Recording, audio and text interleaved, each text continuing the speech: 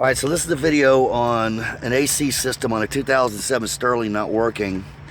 I thought for a minute it was the control panel because I got back in here and as you can see, this is the clusterfuck of wires that comes off of your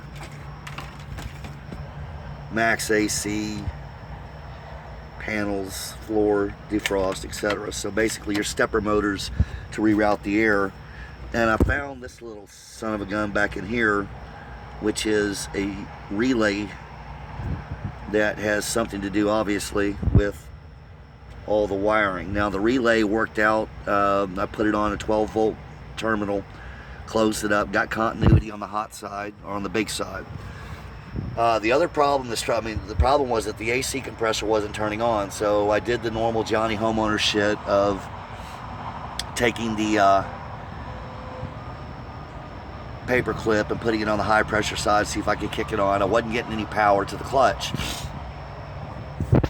I came over here and it was this, the interior light fuse, and it was smoking hot. It was too hot to touch, like it actually left a blister on my finger. And so I replaced the fuse with another one that's in the CB channel or CB post, whatever it was. I'm not using the CB right now.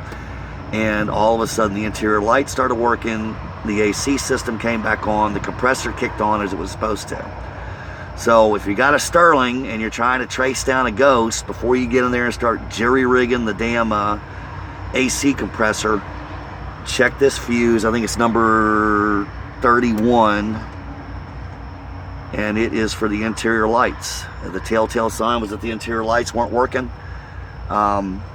It was really odd. So I hope that helps somebody. Have a good day.